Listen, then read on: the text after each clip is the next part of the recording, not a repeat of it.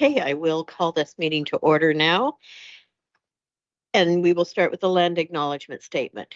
In the spirit of reconciliation, we acknowledge with respect the history, spirituality, and culture of the Anishinaabe, the people of the Three Fires known as Ojibwe, Odawa, and Potawatomi Nation, who have inhabited this land from time immemorial. And further give thanks to the Chippewas of Saugeen and the Chippewas of Nawash, now known as the Saugeen Ojibwe Nation, as the traditional keepers of this land. We also recognize the Métis and Inuit whose ancestors shared this land and these waters. May we all, as treaty people, live with respect on this land and live in peace and friendship with all its diverse peoples. Moving on to approval of the agenda. Are there any additions to the agenda today that anyone wants to bring forward? Seeing none, I will call for a move. Go ahead, Ron. I need you to turn your mic on. Yep. So, there's one concern. If we wanted to change something on the budget, would we be doing that today? That would get discussed when we reach that point in the agenda where we're talking budget. We can bring up any questions there. Okay. Thank you. Thank you. Could I have a mover and a seconder then, please? I'm just going with first names today. Shirley and Grant. Is there any discussion? I will call the vote. All in favor. Thank you. Declaration of pecuniary interest. If there's any declaration to be declared, you may declare it any time throughout the meeting if one arises. Minutes of previous meetings. So the recommendation is that the minutes of the November 21st, 2023 Inter-Township Joint Board of Management meeting be approved. Could I have a mover and a seconder, please? Ron and Rick. Apparently the brain's not functioning today. Is there any discussion on those minutes? Seeing none, I will call the vote. All in favor? It's carried. We have no delegations today for any items on the agenda, but I will just read off the criteria if someone did want to delegate. For items on the agenda, any person who wishes to appear before the board regarding an item on the agenda shall make written application to the clerk by 10 a.m. the day of the meeting. To register, go to www.georgianbluffs.ca/delegations or call the clerk's office at 519-376-2729, extension 603. And for any items that are not on the agenda, the same criteria, but you need to register by the Thursday preceding the meeting. And there's no correspondence today. Staff reports. Recommendation is that the 2024 draft operating and capital budget and 10-year capital plan for the Inter-Township Fire Department Joint Board of Management be received, and that the 2024 draft operating and capital budget be referred to both ownership councils for approval. Could I have a mover and a seconder, please? Grant and Ron. And I will turn it over to our board treasurer, Samantha, for presentation. Yes, and thank you through your chair. Thank you everyone for making your time today to go through this. We had hoped to have it hopefully earlier in the month, but unfortunately that did not happen. So staff have discussed between the two participating municipalities and have looked at this together. So I will start. I just want to remind everyone here that we are presenting the board budget, that you are to be acting in the best interest of the board and not necessarily each respective council. So you will see in the recommendation that this budget would have to go to the participating councils for approval. That is because although your new agreement says the board can approve up to 3%, this budget is over that 3%. So you would need each council's approval in order for it to be passed. So I am just going to start in on the presentation. Please stop me if you have any questions as we're going through. So we start with the 2024 administration. We are estimating a 10% increase on our insurance premiums. This is our best estimate at this time. Insurance does renew halfway through the year, so we don't know what the premiums will be at that time, but markets are estimating 10% to be reasonable for municipal services. And as the fire services are part of the municipality, we have opted to use that 10%. Included in your management salaries and benefits, so this is for your fire chief and deputy fire chief, we have included a 3% cost of living. That is the amount that was consistent with what was proposed to the Township of Georgian Bluffs non-union staff. If the board did wish to change the cost of living to be the same as the volunteer firefighters, that would be a 2.75% cost of living and would have a negligible impact on the budget, being approximate savings of $600. You will see an increase in the audit fees. There are some standards that are coming down the line that are now going to have to be audited, including IT purposes and audits. So that is what that increase is related to. Are there any questions related to administration? Anyone have any questions? Steve, go ahead. So thank you. So do you want to go through it line by line, or at the end go have questions answered? If you have questions on a specific slide, maybe asking it at that time, just then what, instead of waiting for them all at the end, if that works. Okay. Well, basically, I know I'm to appear here for the board and then take it back to the municipalities. I can't speak for my municipality, but I doubt that they're going to accept this much of an increase. So I wanted to go over some of the things now. So I didn't understand. These are assumptions on audit fees. So they went up 2,500 last year over the budget. Now they're going up another 2,500. Is that a for sure? Is that a guess? Have we phoned Tracy and asked her? So we are looking at approximately 14,500 for our 2024 audit fees.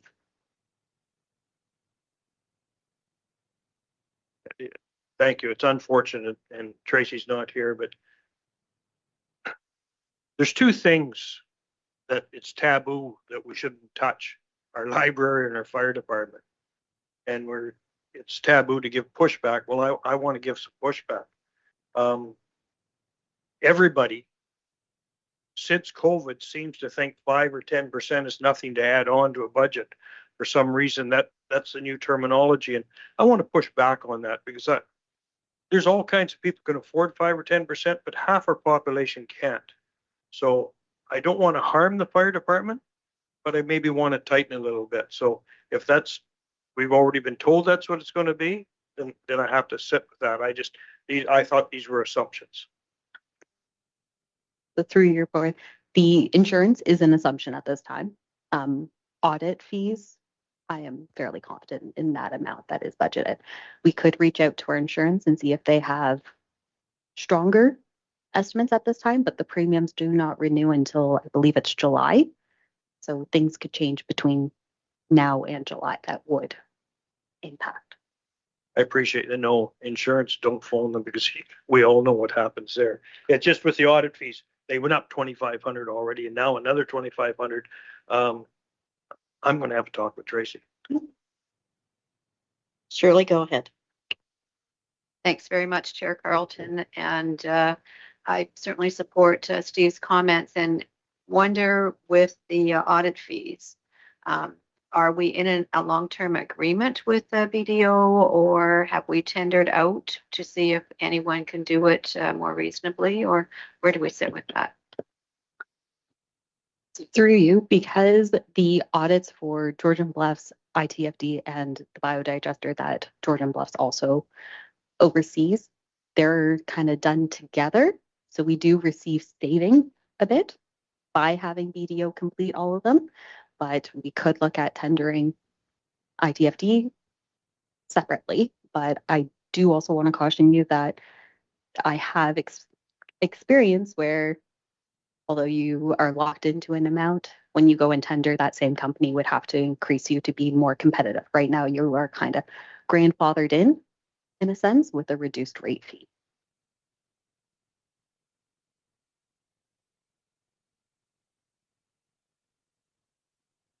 Can I just ask, when would George and Bluffs be looking at that retendering of the audits? Where are we in that cycle? Do we not normally do that about once every 5 years? I cannot find evidence of the last time that was done for George and Bluffs. Okay. Maybe we need to put that on next year's to-do list. Any further questions about that section? Thank you. So my query would be on previous pages, so we would bring it in under this. Management salaries at 3%. $600 doesn't mean a whole lot. But if I were a volunteer fireman, got 2.75, and the chief and the deputy chief got 3%, and everybody else got 3%, I'd be ticked off. I believe that it should be at 275, the same as the rest of them. That would be a motion I would bring forward.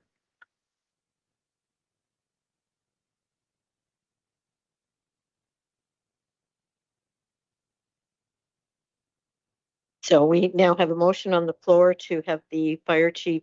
So that would be fire chief and deputy fire chief. Both would be 2.75, the same as what the union contract is. Okay, so we have a mover and a seconder. Is there any other comments or discussion?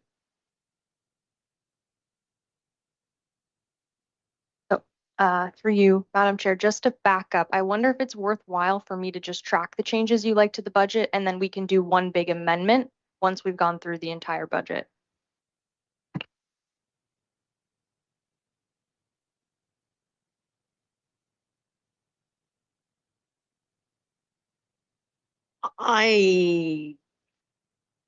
Looking to everybody else, I think I would prefer to vote on each one as we go, because we're going to get to the end and we're still going to want to vote on each individual one. So to me, it would make more sense to just get them out of the way as we go through, if we could do that. Would they be brought up individually at the end? So for you, Madam Chair, my recommendation is that I would keep track of the changes that you're proposing, and then the question could be called separately on each item at the request of any member. So this would just reduce the number, because what you're doing now is amending the motion that's on the floor. So it would reduce the amount of times you're amending the main motion. So if we did track all of the requests that you had for changes to the budget, then we could deal with those separately at the end. Is that clear for everybody? Will, go ahead. Madam Chair, I was just wondering, because we do have a union agreement with the firefighters. Isn't management like on a salary that's Yes. separately negotiated? Can that be for their own pay increase as well? Like, aren't they locked into a contract? I have nothing before me that says what their agreement is. I've seen what their firefighters have, but I don't see anything, or I don't see an agreement with management. So I believe they would be separate and negotiated themselves.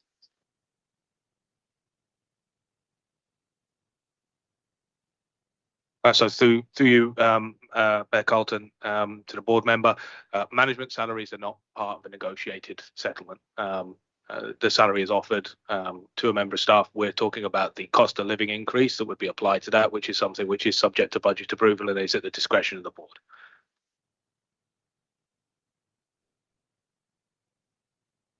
Rick, go ahead.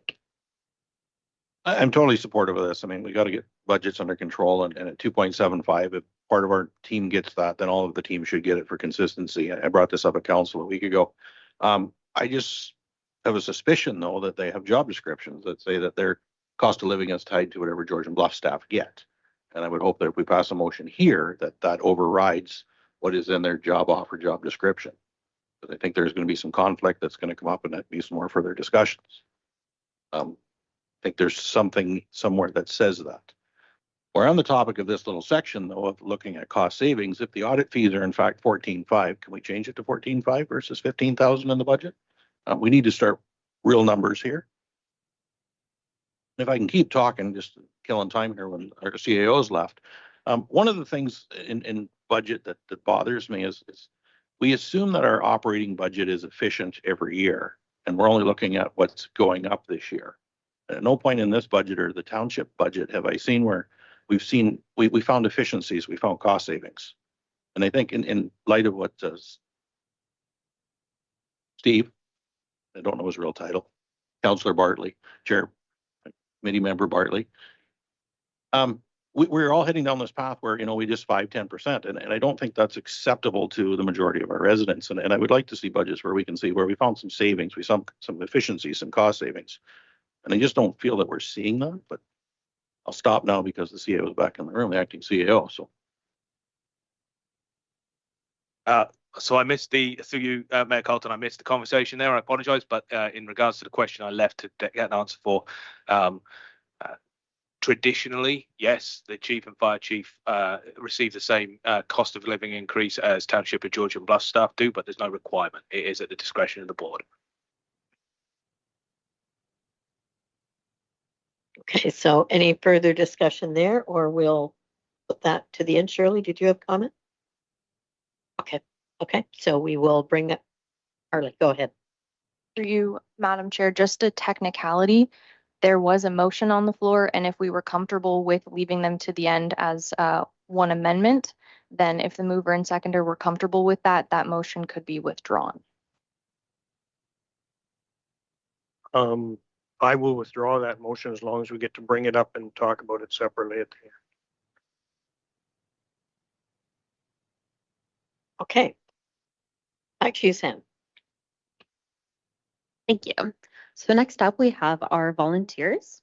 The new collective agreement was passed on November 21st, by this board and was retroactive to the beginning of July. We have included the 2.75% cost of living on-call occurrences and training. Each year when we are determining what those amounts will be, we look at the historical number of incidents, and then it's typically a 5-year average. Take the average of the 5 years and then apply the new rates to that. You do see the increase in the clothing and the boot allowance. That is reflective of the new cost or the new collective agreement, the increasing in clothing of $100 per individual and the addition of a boot allowance of $150. The boot allowance must be submitted with receipts and be supported by that before reimbursement. Clothing allowance is paid out automatically. Steve, go ahead. So going back to a previous page, it states that it's going up 11%, the operating, and half of that is due to the wage increase, which is 2.75. So I don't know how that math works to get 6% increase out of a 2.75 increase. Question 2 is clothing and boot allowance. Is that negotiated in the union for it to double? How did we let that happen? I'm confused. So through you for the first question, it is because there's been an increase in the number of calls at average each year, which is why it's more than the 2.75%. We have to estimate when we have the variable number of calls that can fluctuate year to year. We do try to do the 5-year average of calls to come with some sort of basis of what we anticipate the number of calls to be in the coming year. It does become a bit of a crystal ball math there. So the 11% is basically call increase. And then, as I said, with the clothing boot allowance, that is reflective of what was in that collective agreement, which the board passed on November 21st.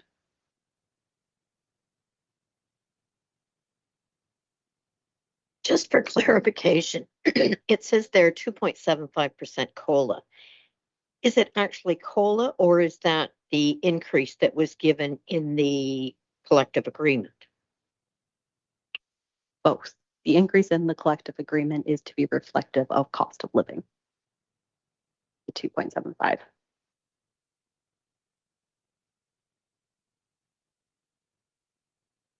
Was then actually 5.5% then? It's 2.5 for the COLA and 2.5 for the.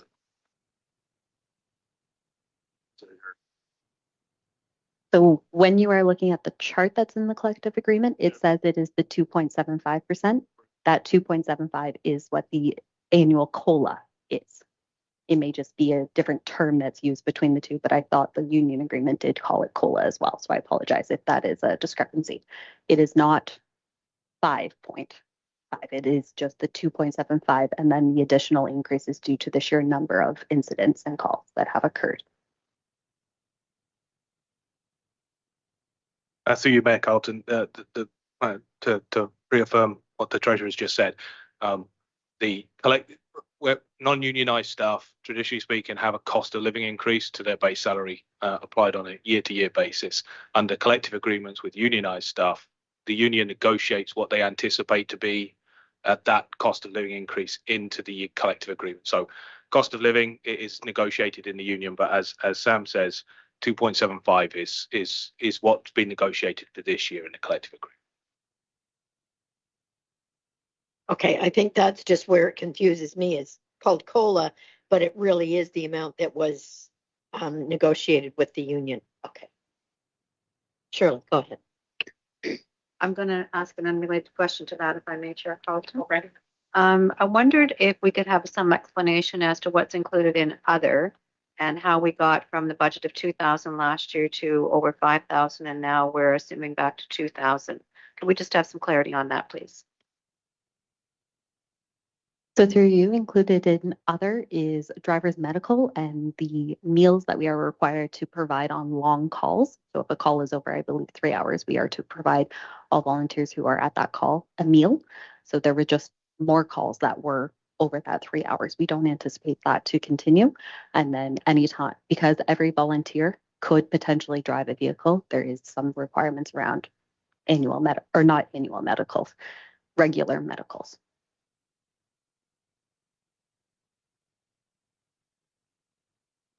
Okay, I'm not seeing any other questions, so carry on. Next up, we have the communications. So staff have not yet received the annual invoice from Grey County. I have tried to reach out to see what it will be. I have not heard back yet. So the estimates are reflective of that budget, and we are anticipating an increase. But again, I'm still waiting to hear from the county as to what that will be. So that amount may be subject to change. Did you have a question, Ron? Well, the item on training, and it just says plus $500 proposed on top of last year's budget, but we have now proposals for lithium-ion battery storage paper, and I don't know the answer to this question, and I'm not really concerned that it's a bad thing, but I know that our firefighters need to be trained if they haven't already, and I don't know if they have or not on how to fight lithium-ion battery fire. They're very highly explosive, they can be, and they're very non-toxic to firefighters. And it's not like they happen every day, but it's already in our community. We have bikes, scooters that are run by these lithium-ion batteries. If they're overcharged, they can start a fire. It takes 100 times the amount of water to put out a battery fire, and the chances of it reigniting can happen within hours or even days after the fire is out. So I want to make sure that our firefighters have the proper training to fight those type of fires. So I think I can give a bit of a response on that one.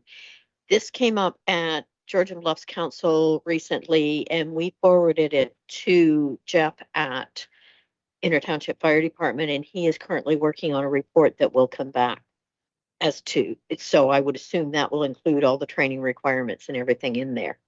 So that was just a brief conversation I had with Jeff in the Foodland parking lot. Shirley, do you have a question? No, Chair Carlton, I just was going to add to that from the presentation we had at Grey County. We understand that the fire marshal is going to be providing recommendations within the next 6 months. So it's my assumption that we'll want to wait and see those before we have an understanding of the impact on training. I believe our interim CIO, Matt Smith, is online. I think I saw the MS come up, and Matt might want to chime in here because we had that presentation from the multi-community energy working group. And I think there was some discussion as to whether Meaford might consider joining that. But it's our opinion at this point in time that ISO will be examining the project that's proposed very carefully, and that they will have their own stipulations, and that they won't approve anything if they see it as a particular fire hazard. So we are following this process very closely at this point in time, but your points are well taken, and they were certainly raised at County Council as well. Matt, did you have anything to add to that? Not a tremendous amount. I think the Deputy Mayor spoke very well on that. I've spoken to the county staff as well since the county presentation that happened on Thursday, and they're putting together a report that will come to County Council to look at this issue and to see whether there needs to be further investigation. But I certainly agree with Shirley that the Fire Marshal and ISO are putting together some information on standards here, and I think it's best that we wait until we see what they've got to say rather than making some decisions ourselves on something that personally I know very little about.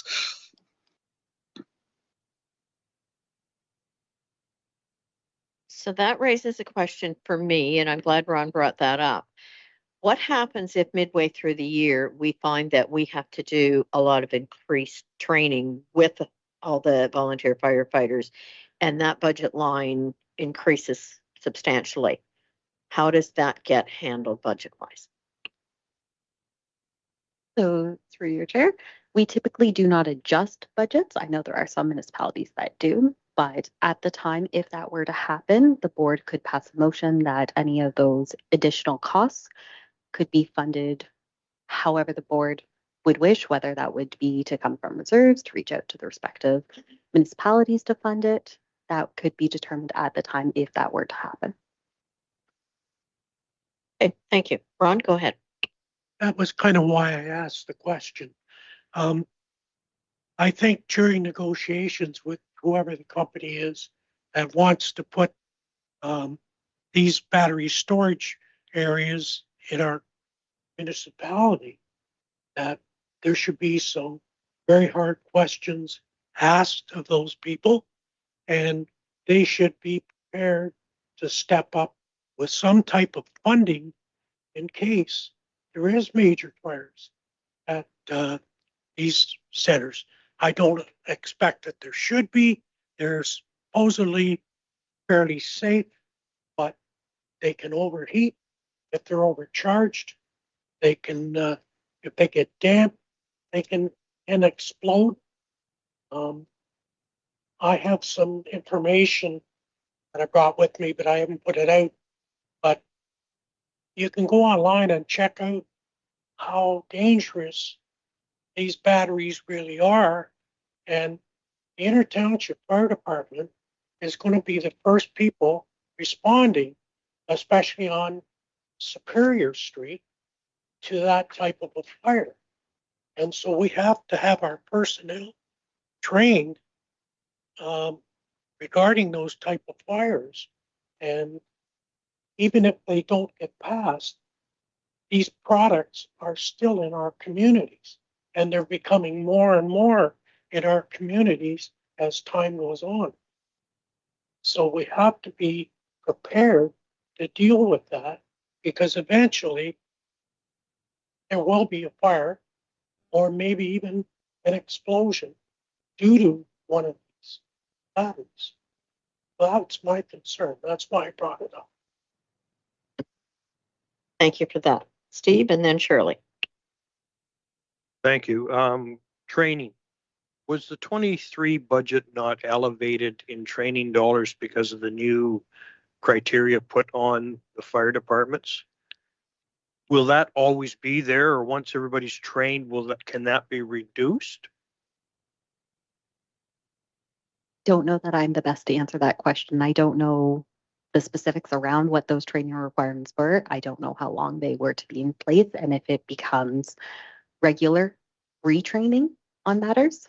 I'm not sure if the fire chief can maybe provide comments, but I don't believe I can answer that question. I'm interested in Jeff telling us how the training's going. I was on the impression training is virtually done. And why is the budget still so high? Because we threw a ton of money at it for 23 because of this training, and I'm under the impression that it's done. So why isn't that training budget going back to pre-23 levels? Jeff is online here. So Jeff, can we ask you to respond on this one? Yes, I can. Yes, I apologize. My camera there, it's freezing on me. So for your, through you to Councillor Bartley, with this training, we're certified, but now the maintenance part begins. So we got to maintain this. So we've actually increased our training to 1 to 3 nights of training, and then 1 night of makeup if needed for our firefighters as well as for our rookie firefighters. We've got our firefighters certified, but now we're into the certification for our specialized stuff like our high angle and ice water. That stuff's coming down through the fire marshal's office now, which we'll have to certify every member in that. And that's got to be done by 2028 or 2026. Between 2026 and 2028, that's mandatory certification has to be completed. So we still have to train. And now that we're certified, we've been informed that, and when this will come out, I don't know, but that there'll be an audit process now to make sure that we're maintaining that certification. So we'll be training to those standards moving forward. So everything we've done to be certified, we have to maintain and still train to that level moving forward. So there's not like we're trained, but we have to keep it going. Does that answer you, sir? Thank you, Jeff. Does that answer for you, Steve? Jeff, it kind of answers it, and I don't want to cut training from the ITFD. It just, there was a ton of money. I think it was $30,000 or $35,000 extra for this new training. And is it going to take $35,000 to maintain that training? We cut our capital budget so we could throw a bunch into training, and it was supposed to be a temporary thing. And I'm just curious, do you see an end in sight of that superior training going forward? In the short term, no, because we got all this specialized stuff now that we're starting to work on, that we need to work on. 43 members to get up to that speed. So, and some of this training is going to have to be done externally. So there's an increase in costs in that as well, bringing in instructors. So I think that's going to be the norm, I think, moving forward for a bit. Shirley, go ahead. Thanks, Chair Carlton. And I just wanted to come back and suggest that I agree with your comments, Ron. And I think as we move into this process, it should be a question that we ask of the proponent, whether or not they will be required to support this additional training. Because it seems to me with the location of this proposed project, Owen Sound and Meaford Fire Departments would also need to be trained if there's going to be a massive fire or explosion. So I wondered if we could hear from Jeff on this matter. Chief Goutreau, how do you feel about this type of additional training? What might be required, and just how significant the training would be outside of what the firefighters are already trained to do? So with regards to these ESSs, I'm starting to do a bit of research on them. So I'm kind of looking at the industry standard through, the International Association of Fire Chiefs and all those, that site there. And then NFPA have a standard too. NFPA standard is 855 with regards to these types of facilities. They have some guiding documents for the fire service. And to know how much training there is going to be until we work with this company, like the big thing with this is going to be pre-planning and working with the company and understanding like the features, the safety features. So we need to be involved like with the whole process of the building. So they just don't build it and we go in. We kind of, the municipalities and the fire service need to be involved in that consultation to, okay, because there are going to be safety features. From what I'm reading, they're obligated for different features, and we need to understand them. So to tell you what the increase in training is now, I can't commit to that because I don't really know. Is it bad as we think? Is it like everybody thought? Like at one time you thought propane was unsafe, but it's actually probably a really safe thing to handle when you understand it. And that may be the same thing as this electrical storage stuff. Until we really have an understanding of what they're going to be doing, I can't say how the training will be affected, to be honest with you, and how it would change. Go ahead, Rick. Thank you. And just my question is how this training dollar value that's associated here, is that strictly just wages? Or is there actually costs of training programs as well built in here? So this is the wages for the volunteers who are attending the training, as well as any fees associated with getting external training instructors. My question really is we only spent $98,252,000 in 2023. We rounded up to $100,000 and added 2.75. I'd get $102,750. I just think we could find a little bit of savings there. From what I assume that I heard from the chief is that they had a great training year last year. It was well attended. Everybody was there. So I think we can find a little bit of savings there without affecting the training that's actually happening. But I think we can find some savings for a budget if I really look at that. Staff can take that away and look at the line a little more in depth.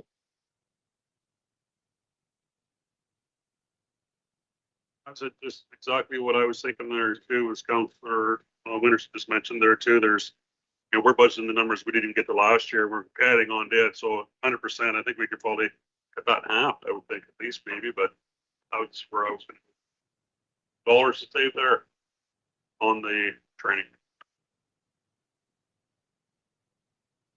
So I have a question for Jeff there. How much of this training cost is because of the province closing the fire college and the guys can't attend there now?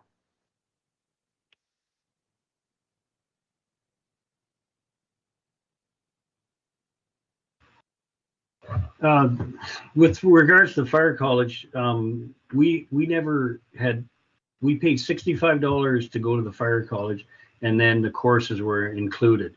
Now, if we do any training through the fire college, as they call it now, we actually pay for our firefighters to go. So courses can vary from anywhere from $250, $500 up to $1,000 to send a firefighter away to do a course. And to bring instructors in, and instructors in is a fairly hefty cost as well. So the fire college just increased it. Now we have to pay like a tuition fee, which we didn't have to pay before. So that's the increase on that part of things since the college is closed. So everything is a registration and cost based. Thank you. So this is just another indication of the province downloading on us.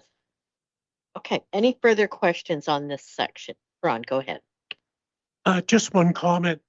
I think we'll have to take into consideration that they have to be retrained for first aid and CPR every year.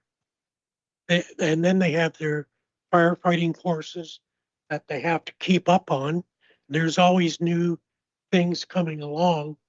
I think training, if the firefighters will only be as good as they're shown how to be as good. And if you cut them, then they're not going to be as efficient when they fight a fire. My theory.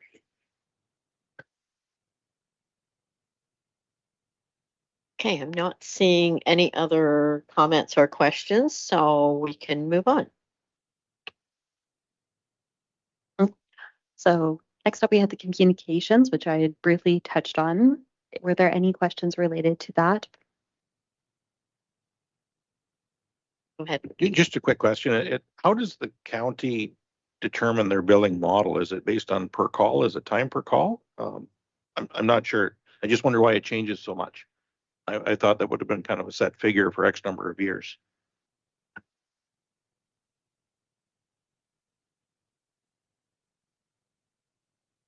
Do you know, Will?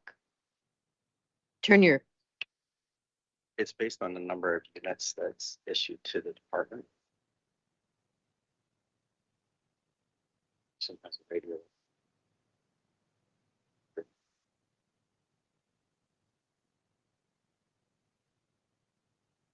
That would be my observation of that is that that isn't changing, so then our number shouldn't change that much from year to year. Just a question I have. Yes, so as mentioned before, the Grey County Communications is one that I'm still waiting to hear back from them. So it is subject to change. I don't know what member I apologize if it's William, has said is that it's based on the number of radios that are provided. So I don't know what that dollar amount per radio will be for 2024. I'm still waiting to hear, but that number, the 30,000, will be subject to change. Shirley, do you remember when that came up at the county, what the charge was going to be out? Chair Carlton, I'm sorry, I remember the discussion, but not that detail. I'm the same. I don't remember the detail of what that was going to be. So, okay. Steve, go ahead. I'm just looking for a figure. I don't have it here. It might be in this budget. Our calls from 23 over 22, what was the percentage of the increase? I know there was an increase. Jeff, can you work on that or Tom?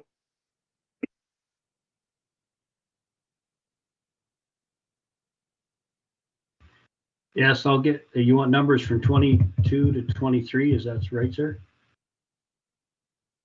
Yeah, that's what Steve's looking for. Okay. But he said it doesn't have to be right now. So if you can just let us know when you have that. Are there any further questions on communications? Seeing none, let's move on. Next up, we have our staff safety. So your other line that is shown in the chart includes your bunker gear cleaning and your air bottles. The other 2023 estimated actuals, it also does include 56,200 of new equipment that was purchased to replace damages from items that were involved in the accident in December of 2021 now. There is an offsetting revenue because we did receive funds from insurance for this. Other questions? Any questions on this one? Shirley? Chair Carlton, thank you. I'm just curious, we had boots in a prior slide and we have structural boots. I'm just curious to know about the different types of boots that firefighters are that we're purchasing for them. So the boots that was included above is your steel-toed boots. And then I don't know the specifics of what a structural fire boot is, but they are differing types of boots.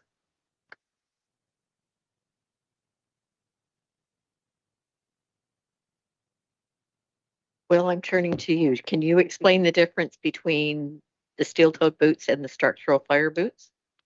I can. As stated before, they will use their work boot for things like training at the fire hall, where it's mandatory or doing visits. Those boots are used as general purpose to maintain for WSIB, and the structural fire boots are one and parcel with the bunker gear, the turnout gear, so they are more of a waterproof slash puncture proof. So that's why there's the two boots. Thank you. That's helpful. Okay, any further questions on this page? Do you have a question there, Will? Go ahead. I was just wondering why bunker gear is not included with staff safety. Sorry. Nope, that's okay. So through you, we typically historically have always included that under our capital. So it is in this future slide. But it could go either way. It is. Is it in capital because of the cost of it, that it hits a certain threshold? That could have been the prior methodology, yes. It's been in capital for as long as I can remember.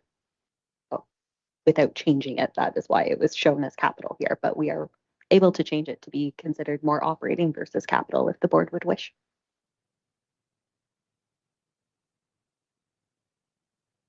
Anybody have any desire to change that item or leave it where it is? My thought is from previous that it was put in capital because it was expensive enough that it could be expensed as a capital item instead of just an operating, if that makes sense. So from a speaking accounting wise, and I apologize if any of the language is off, we do for financial purposes capitalize the bunker gears that we purchase each year and amortize it over, I believe it is a 5-year useful life. So it does become that financial transaction, but whether from a budgeting purpose it is considered operating or capital, it can have the same capitalization and amortization. You just from an operating purpose would potentially see a decrease when you are looking at your financials from budget to actual, because your budget would have it considered operating, but then your actual, it wouldn't be shown as an expense because it would have been capitalized at that time. That your only expense related to the bunker gear would be the annual amortization or depreciation. So it would we would just have to highlight on our financials that change. I'm going to suggest we leave it where it is, if that keeps it clearer for dollars. Everybody's okay with that? Chair, I would just say that using that premise that all the gear, whether it be our safety boot, the boots that are being worn, bunker gear, their gloves, balaclava, and all that follow a 10-year life cycle as well. So bunker gear should be on, it doesn't matter where it goes, but it just follows that same premise that we're using on a replacement basis. I think going by what Sam has said, it would be easier for all of us to understand the dollar values, leaving it where it is, because it means a change in how it gets reported then. Yeah. Okay. No further questions there. We can move on. Next up, we have the fire hall. So this is for the actual building. There is the slight increase in utilities or heat, hydro, water costs. Insurance, we have increased slightly to be what we anticipate premiums to come in. You will see a reallocation between maintenance and other. Other in this instance does include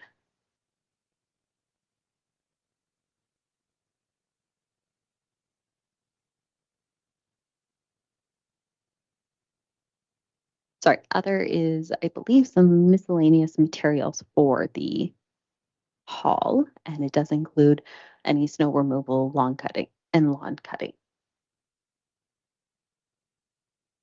Okay, any questions on this section? I do not see any.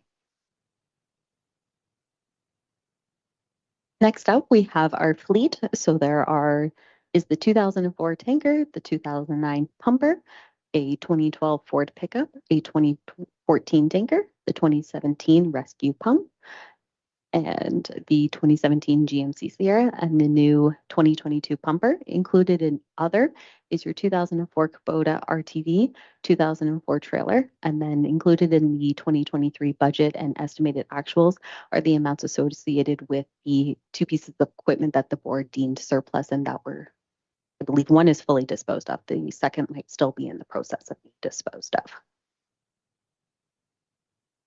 Okay, any questions or comments here? Go ahead, one. I'm just inquiring, once again, the expenditure for a newer vehicle being close to $13,000. Was there warranty work or safety provisions that were done to it? I believe some of it was carry forward costs with just having a new vehicle, but I can see if I can quickly find a bit more. That does also include fuel costs in there and insurance costs. And because your insurance is done partway through the year, it did have a bit of carry forward insurance costs that were related to 2022 that are being recorded in 2023.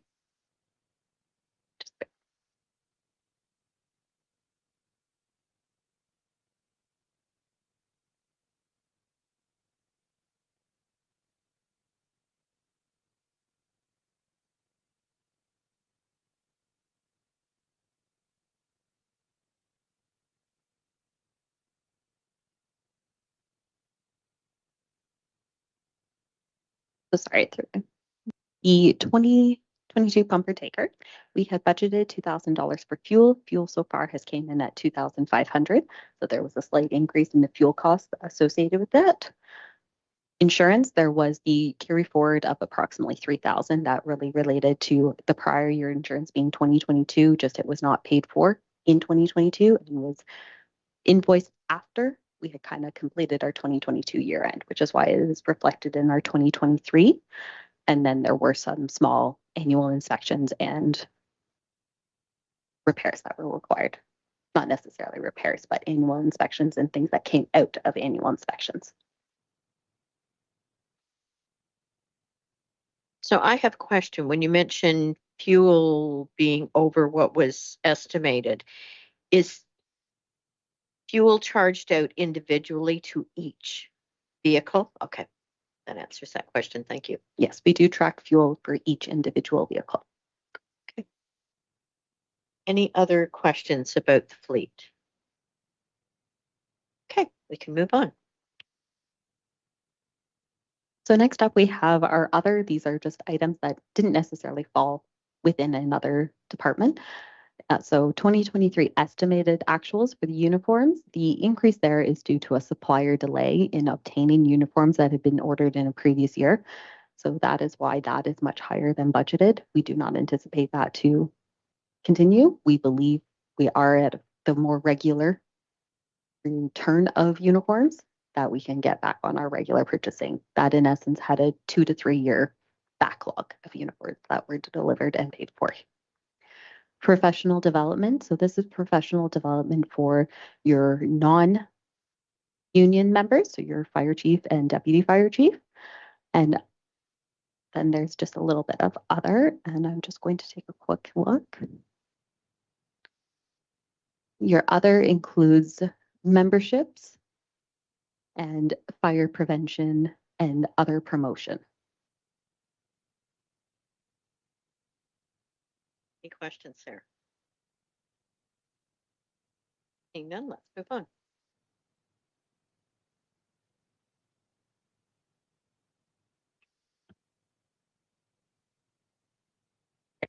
So now we're going to take a quick flip over here and look at things from a capital perspective. Included in the package today was a proposed 10-year replacement schedule.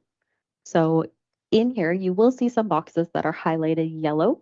These are when the asset would have normally been scheduled for replacement based on the policy that was passed by the board at the last meeting on November. For some, we have slightly shifted when we are looking to replace them to allow for some funding to come through. So we have each vehicle listed out. We have the bunker gear, air packs, Scott cylinders. Not all of these would be looking to be replaced in the coming year. Then we do also just show here our helmets, gloves, and boots. But as indicated, these are funded from operations. They are not funded from capital purposes. When we're looking at other equipment, the extraction equipment gets replaced regularly 5 years. That is not anticipated for this coming year. We have computers and iPads. The board did approve the fire department purchasing some iPads. We did purchase, I believe, 2. This is mostly looking at, I believe, getting 3 laptops for at the fire hall and possibly 1 more iPad for a vehicle. Then we have the pagers and radios. So these were just purchased this past year, so they wouldn't be set for replacement until 10 years after. When we are looking at the building, there are some HVAC upgrades that are required. And looking at what does that building need? It is an aging building. So we just want to have a building needs assessment completed on it to gain a better understanding. You will see washroom and shower upgrades in a future year. I think the best way to phrase this. We currently only have gentlemen's washrooms, so we need to upgrade and modernize our availability of washrooms and showering facilities. Yeah, and then in our plan, we have included an amount for general building improvements.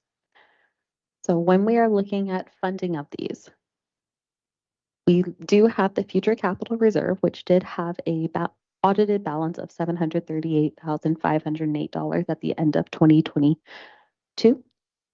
We do unfortunately have a 2022 carry forward deficit that has not been funded yet. I'm not asking for the board to provide any comments on how they wish to fund that, but that is something that this board will have to consider. I would maybe recommend seeing what a 2023 amount, if it is a surplus or a deficit, because if it is a surplus, it may offset that deficit, but that the amount will need funded at some point. When we are looking at what can each municipality contribute to the fire board, the 350,000 is an amount that staff have determined that to complete and accomplish this plan is needed. The lowest we could go to have this plan accomplished is $334,000 that would go into reserves. Our year that becomes the constraint is 2029 and the purchase of the fire truck in that year. So we'd trying to smooth out that any future increases or changes to a budget would be operating based. That is why we're trying to come up with a consistent amount for funding purposes to go into reserves. You then have your amount that would come out of reserves. So this is the actual purchase of the capital within that year. Other questions? That's Steve. Thank you. And I'm concerned how we come up with a deficit of over $200,000 in a year. As a municipality, we stay within our budget. We've never had a deficit the 12 years I've been on council. Is it a requirement for the chief to stay within his budget, or is it? I'm just wondering. Every vehicle we had went over budget. Are we overspending? I'm just. Is it a prerequisite for him to stay within the budget, or is it just budgets don't matter? And if budgets don't matter, why are we here today?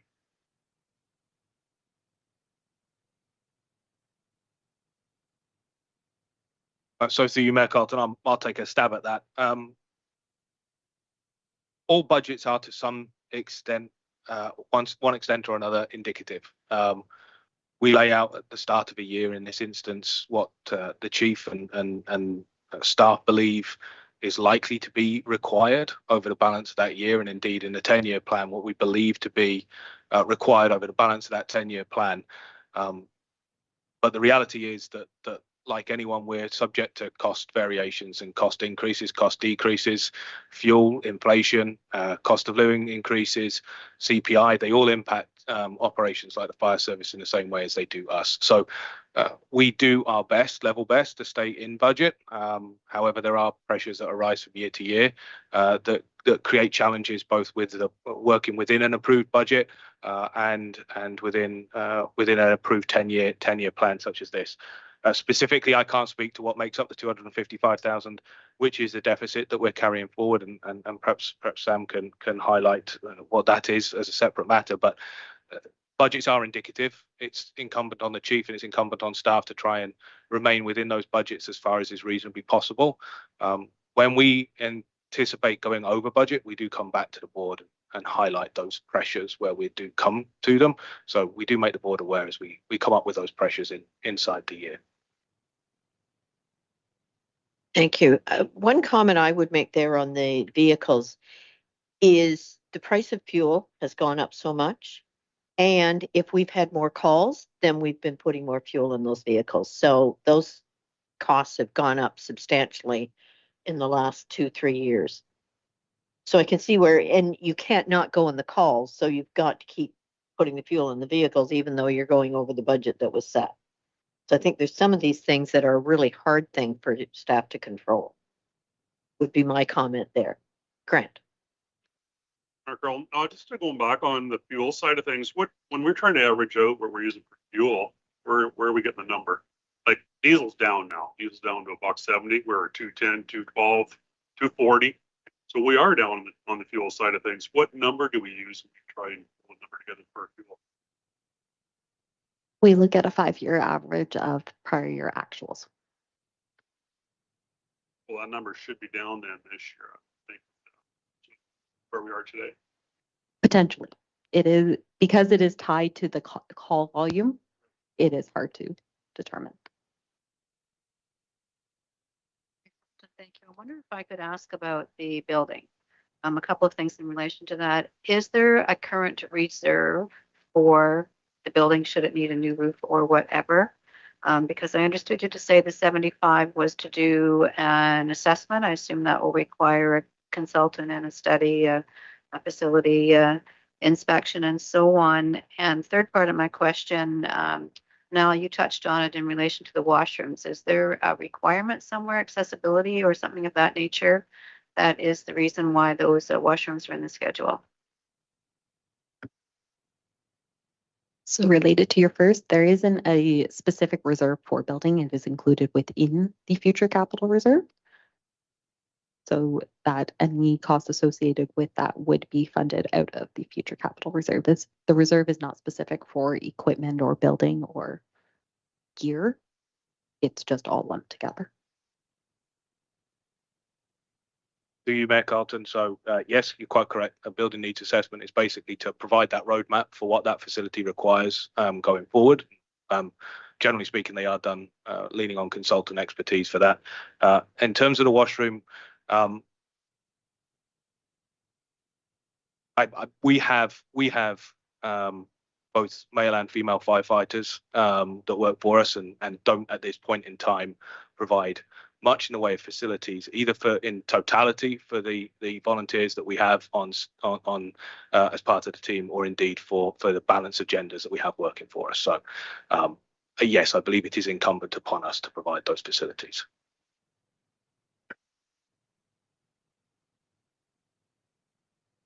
Any other comments or questions on this section?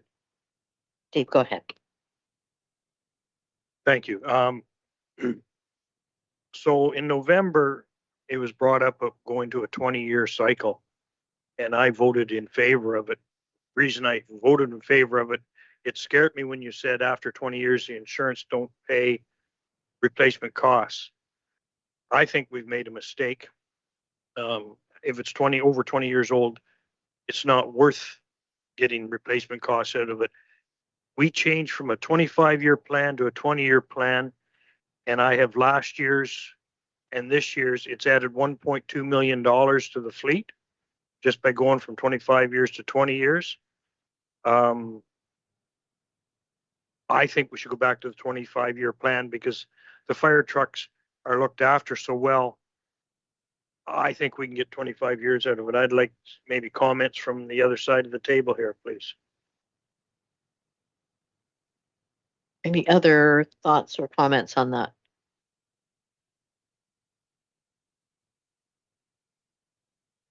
To you, Mayor Carlton, we can certainly come back and redo the 10-year capital plan with that in mind, so that the board was able to see the impact of changing that back out. I will briefly point the three lines which the Treasurer did identify in orange. The first one being the 2004 Freightliner. We're suggesting that be funded over 2 years rather than a single year, which is why the orange block stretches over 2 years. And we would be planning to push out the F550 out to soften the impact on the reserve and make sure the reserve stayed in a positive balance throughout. And likewise with the 2017 GMC, pushing that one out beyond the policy. So there is the ability to both change the policy on a go-forward basis and have exceptions to the policy to try and manage the 10-year budget, which is why you do see those three lines in orange, which are contrary to that policy that the board approved. But yes, we could, at the back end of the meeting, table a motion to change the replacement schedule to 25 years and see what that looked like in terms of your capital budget. Thank you. I didn't want to make the change myself. I wanted to get some of the experts here involved in it. I talked to different people and they thought I wasn't out of line in requesting that. Thank you. Go ahead, Brian. I guess the reason I supported that was that because of the insurance issue that you brought up. Apparently, for replacement if they're in an accident is almost negligible. So, but I do know that in Toronto, we had trucks 25 and 30 years old. And back in my day, of course, we looked after all our own trucks. We had our own mechanical division. The firefighters cleaned their truck every time they went out, came back. So the trucks are kept in immaculate condition. And really, I guess 25 years, if the insurance thing isn't what I understood it to be, is not out of line. Just my comment. Go ahead, Will. In regards to our last meeting where we talked about voting on the 20-year, there are standards that are coming out. Once again, we can keep our trucks in great shape, which Inner Township does. In the past, in fire department, we weren't running as many calls back in the day as what we are. I think we have to take a look at calls that we are running. I have not seen what our bylaw is, so I don't know what we've approved and not approved for running calls. The distance we are covering now with the vehicles have increased. Another thing, next year, they're coming out with a whole new PA standard, so we'll have to revamp and going through and seeing where the standards are. No, the insurance part came out, and we do have the logistics there. There's things that I'd like to know, like a bylaw, and also the cost per call that it's running, whether it's medical and or fire related, and it's how far does our service go as well. I think that is something that we have to really take a look at. That part. Now, when it comes to vehicles, the number of calls that Inner Township's running at now, I can see it in the last. It's got to be in the neighborhood of 400 calls plus. Sorry. Through you, Mayor Carlton, our fire chief had put in the chat that the calls for 2022 were 284, and so far in 2023 there was 304.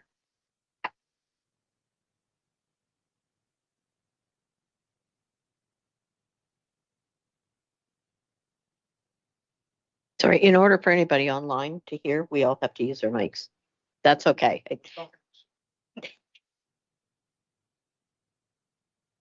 But the 304 is the year to date, so we've got a week and a bit left. Oh, sorry, Shirley, go ahead.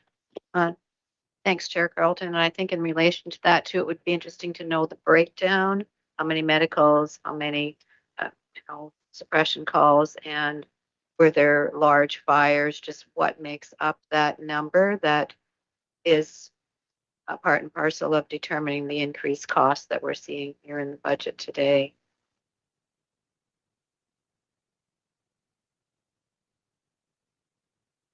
So the calls have gone up 8%. That's a quick figure. Our clothing allowance doubled. Our communications is going up 30% for virtually the same amount of calls. I know we don't control the communications. I'd certainly like to get the county back to us on that. And again, I'm asking my firefighter friends at the other side of the table. I've questioned this for years. When a call goes out, especially a medical call, does everybody respond? And I was told by the chief that they can't stop half the people from going. And I brought this up before. I had a neighbor. Sister wasn't feeling well. He called 911 and said, I just need an ambulance to take her to the hospital. I don't want to take her. 11 ITFD firefighters showed up in their vehicles for no reason. I've asked Jeff this, can that not be controlled? When a call goes out, yes, it's a medical help. We're going to help the EMS. Is all 15 or 20 guys have to go? How do we curtail that? Okay, through your chair to Councillor Bartley. So the way that, like you're talking about a scenario there about 11 firefighters showing up, the way the system works is you call 911, it'll come through, they'll ask you police, fire, ambulance. You request ambulance, depending on the information they receive from the person calling it in, they will tier, like we all have a tiered response agreement with EMS, which they follow the call per se, like for the calls we go to. So if it meets a certain criteria, so the information that was given to them, they pass that on. EMS, they go through their CAD, and if we're flagged that we will respond, Inner Township gets paged as firefighters. So those calls there are a misinformation or a miscue on the CAD side of things, or the wrong information was given. With regards to how we respond through the day from 6 in the morning and 6 at night, it's an open page. The reason being is we struggle for firefighters.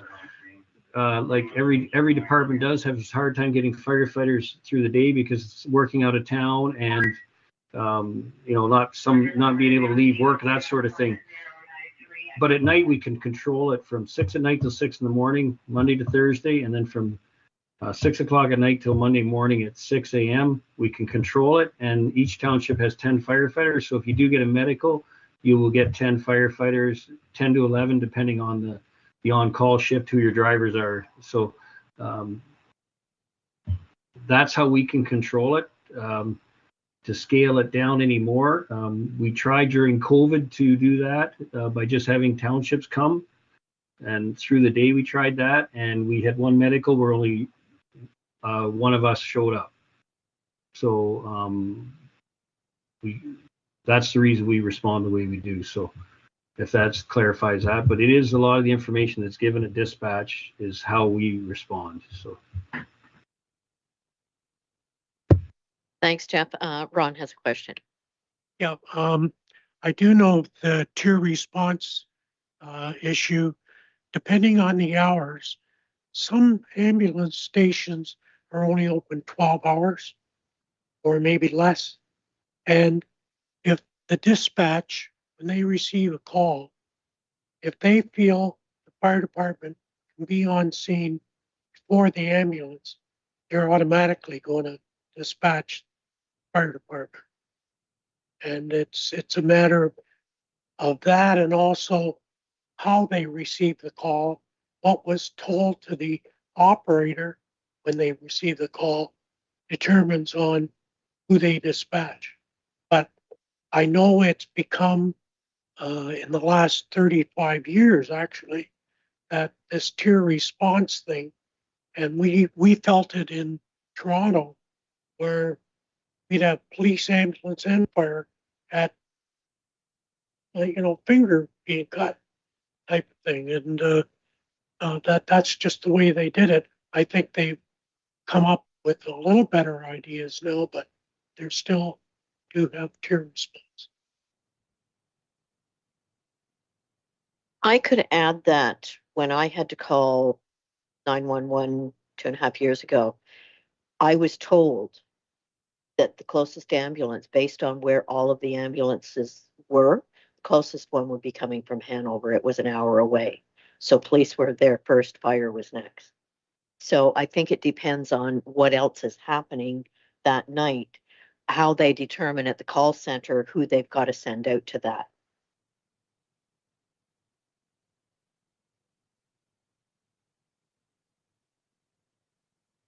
Any other comments or questions, Will?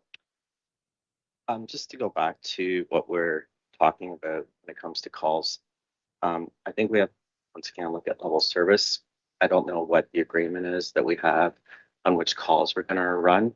There are different levels, whether it's you run all code 4s basically, which are true emergencies, or you go back to things like unconscious or along that line. So I do not know what our agreement is.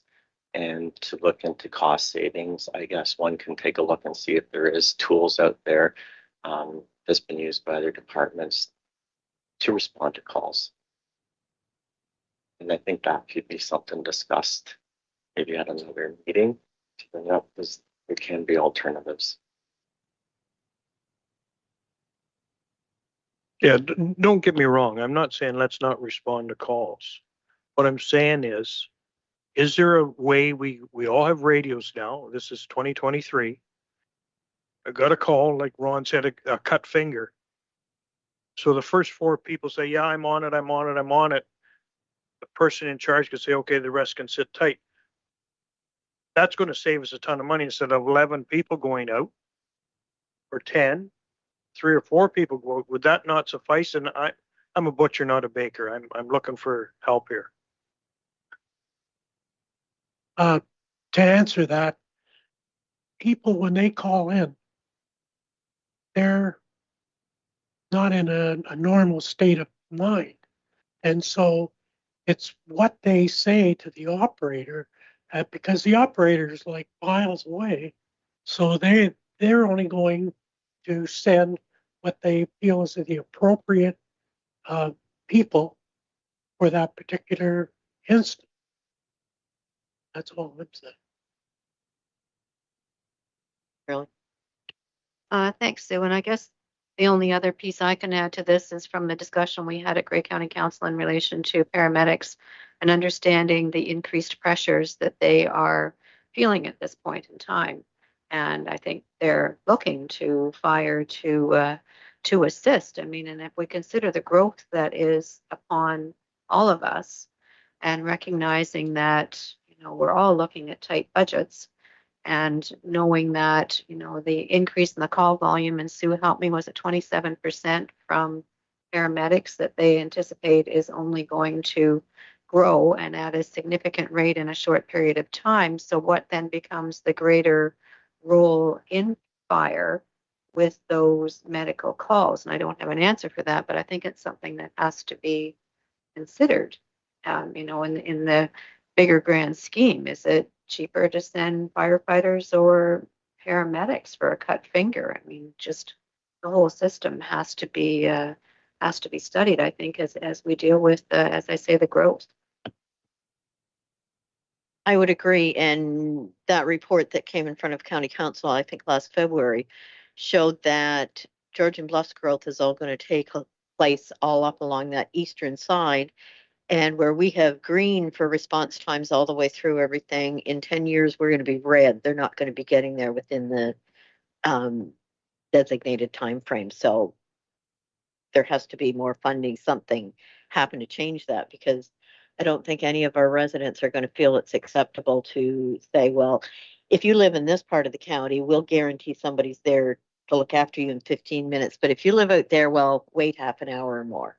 I think that's part of it. And I think it's all systems trying to rely on each other to make sure that they respond in a timely fashion. So, but I do agree, we could bring that back for some consideration at a future meeting.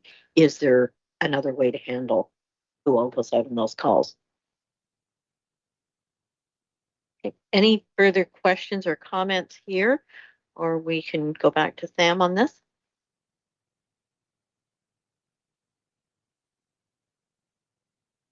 Okay. So that is just a plan right now. It is not set in stone by any means. It is here for consideration of the board. I have heard the comments that you may be looking at changing some of the useful lives, which staff can rework these amounts. So when we go back to our presentation, when we do have our capital, it's just highlighting the equipment. I know it does have specific iPads, but this would be the computer and iPads budgeted in 2024, bunker gear replacement, and building, which includes the HVAC and the building needs assessment. And then the 242,000 that would be going into reserves for the future.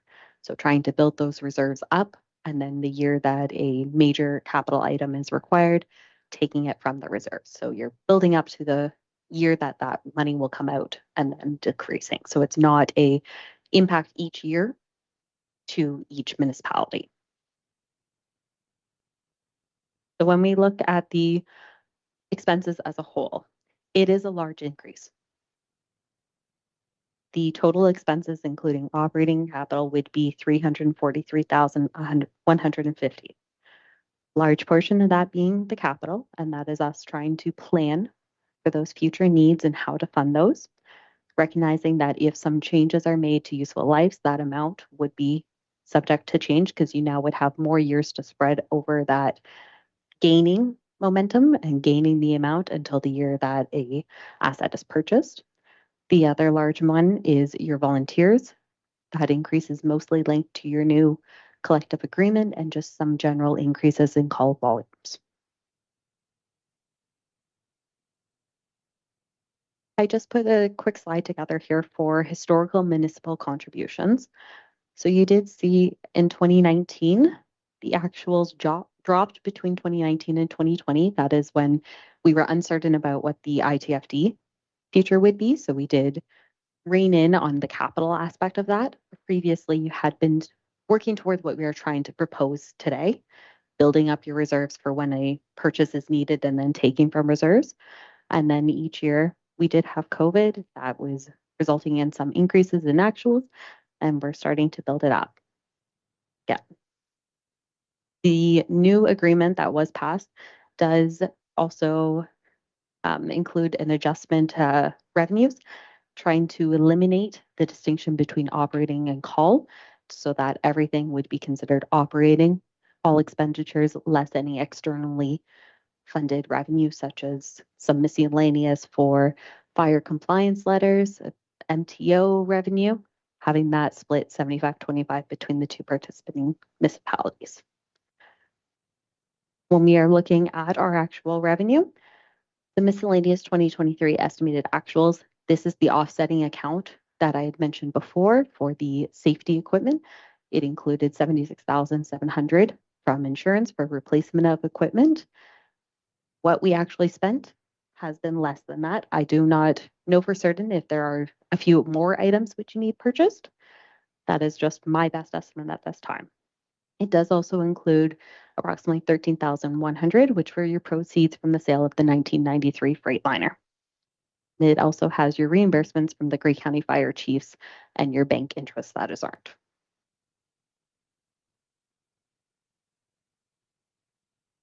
Dave. Thank you. So the year that we cut the capital, I know Meaford put that money in a reserve and it's still sitting there. 2020. Did Georgian Bluffs do the same thing, or did they take it out of their budget? Where I was going with this is if that 50,000 that was supposed to go in that year and didn't is still sitting there, and we could, I can't speak for the rest of council or whatnot for me, but we could send that along to put in the capital. Would that change things a little bit? Did Georgian Bluffs do the same? I don't know if that's the most appropriate place to answer that here when this is the board we are talking about, and that would be a Georgian Bluffs Council decision. So through you, Chair Carlton, that certainly is. If you look at where the trend is and the fact that we are carrying a $250,000 deficit, that deficit started building up in and around that 1920 period. The way in which we brought together this budget is to hopefully right-size the budget to go forward and address that deficit for the board to be in a more even, stable, and sustained, balanced approach over the next few years.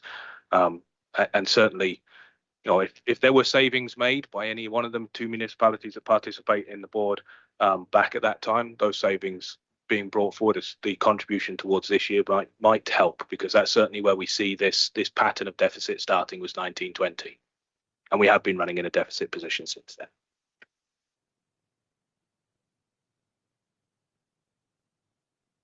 Any other comments or questions from anyone? Okay. Is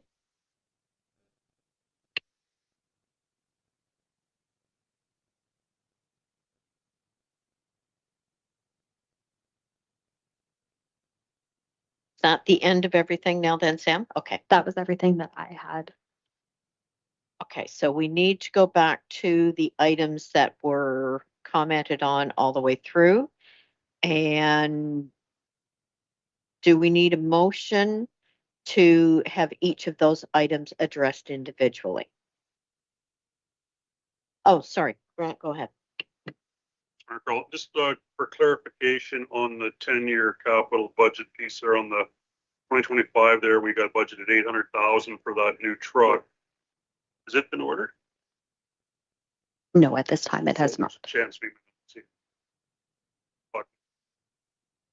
If we are still experiencing a 2-year delay with the last truck, we were very fortunate that it was one that was pre-made that met all of our needs that we needed, that we were able to get it. I believe it was within a 10-month span. It was definitely under a year, but I can't guarantee that that would be the same case for this. So through you, Mayor Colton, to that point, the reason you see the orange shade go over 2 years is it would be the intent based on this model to bring forward a request to put an RFP out for purchase in 2024. The expense would be incurred though in 2025, and the truck would probably not arrive until 2024. But if we're going back to a 25-year life cycle, that would change when we have to budget for that truck.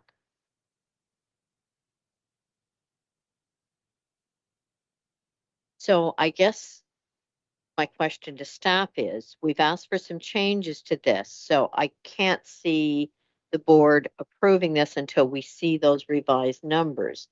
So do we need to come back early January with a meeting before we send this to both councils for approval?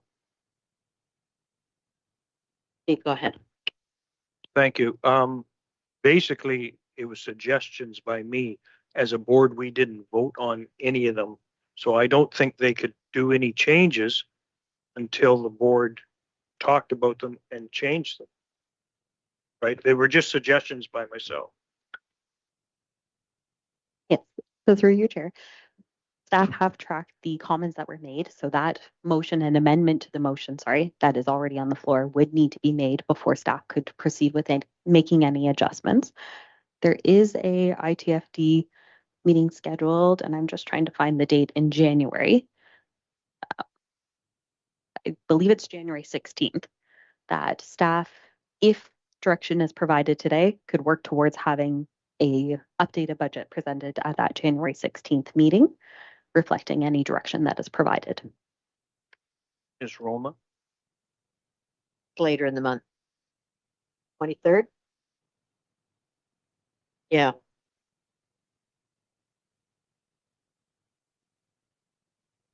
Yeah, it's So in 21st. theory, through you, Mayor Carlton, I think you're going to hear a list of potential amendments. If you defeat all those amendments and none of them are carried forward, you could pass the budget today. If any one of those amendments, is voted on and supported, that would require us to bring a budget back to you for approval again in the future. And I think the timeline would allow for us to do that in mid-January, which I believe will be before either council sees their final draft budgets for approval. Okay, so perhaps we could get that list of changes we made. Through you, Mayor Carlton, I was just about to say I only have about 3 items here. So just to confirm, the salaries for the chief and deputy chief were to be at 2.75% as opposed to 3%. And then there was direction to staff to investigate the training line item. And then there was direction for the useful life cycle for the fleet in the 10-year capital plan to be increased from 20 years to 25 years. Did I miss anything? That sound like everything that was discussed throughout there. So do we need to vote on each of those individually? I see Shirley nodding. So now do we need a motion asking that they be voted on individually, or how do you? So we're just going to vote on each one. Through you, Mayor Carlton, we will treat these as 3 separate amendments to the motion. So the first amendment, that the 2024 draft operating and capital budget and 10-year plan for the Inter-Township Joint Board of Management be received with the following changes proposed. That benefits and salaries for the chief and deputy chief be increased by 2.75% rather than 3%. Okay, so that's the first amendment. Could I have a mover and a seconder, please? Steve and Shirley? And is there any further discussion on that? I will call the vote. All in favor. Carried. Okay, next amendment. Okay, that staff be directed to investigate the training line item. Okay, can I have a mover and a seconder there? Councillor Winters and Will. Any further discussion there? All in favor? That is carried. Third item. That the useful useful life cycle for fleet included in the 10-year capital plan be increased from 20 years to 25 years. Okay, can I have a mover and a seconder on that one? Steve and Grant. Any further discussion? Call the vote. Oh, sorry, Ron. I'm just wondering, how many miles or kilometers do our oldest, say, pumper have on it? Do you know? Does anybody know? Jeff, do you have an answer on that one, or is that something you could bring back to us at that next meeting? Yeah, I can get you that at the next meeting. Off the top of my head, I wouldn't want to guess. Okay, thank you. Yeah. Are you okay, Ron, with having that information at the next meeting before we? Yeah, That's okay. yeah, I would, because I like it if it's, I know they do further runs than what a city fire Yep. truck would do. So that can make a difference on whether 25 years might be too long. Okay. That's my concern. Yeah, I was actually just gonna say the same thing there. Is there a possibility not just going from 20 to 25, but we split the difference and see what 22 or 23 years and 25 what years? I'd asking too much. It's nice to see what the difference would be between 2 years or 5 years. That's correct. Through you, Chair Carlton, if the mover and seconder are okay with it, we could change that staff be directed to bring back options for the useful life cycle. Just so all of those possibilities could be included in that direction. Steve, are you good with that? Okay, perfect. Okay. Any further comments or discussion there? Okay. I will call the vote then. All in favor? That is carried. Now are we back to the main motion? Okay. Through you, Chair Carlton, just a matter of technicality. The original motion did read that the 2024 draft operating and capital budget be referred to both ownership councils. I believe based on the discussion today, we're not at that point. I would propose an amendment to say that staff be directed to bring back the 2024 draft operating and capital budget to the January 16th meeting of the board in advance of referral to both ownership councils. Okay, could I have a mover and a seconder on that motion? Ron and Grant? Any further discussion? I will call the vote. All in favor? That is carried. Now are we back to the main motion? Sorry, Shirley, go ahead. Sorry, Sue, I wasn't quick enough. I just wanted to ask in relation to that, if that further draft budget could be shared with our chief in Meaford. I'm seeing nods, so that sounds reasonable. We're at calling the vote, or we've called the vote on that. Now I forget. Okay, so we're back to the main motion. Is there any further discussion on that? Anybody remember what it was? I will call the vote. I think that might be a good idea since we've done quite a change on that one. Sure. Okay. Thank you. Through you, Chair Carlton. So the main motion as now amended reads that the 2024 draft operating and capital budget and 10-year plan for the Inter-Township Joint Board of Management be received with the following changes proposed. One, that benefits and salaries for the chief and deputy chief be increased by 2.75% rather than 3%, and that staff be directed to investigate the training line item, and that staff be directed to bring back options regarding the useful life cycle in the 10-year capital plan, and that staff be directed to bring back the 2024 draft operating and capital budget and 10-year capital plan to the January 16th, 2024 meeting in advance of referral to both ownership councils for approval. Thank you. Any questions or discussion there? I will call the vote. All in favor? Carried. Thank you. So that finishes that section. We have no unfinished business, no new business. Does any member wish to make an inquiry or provide comment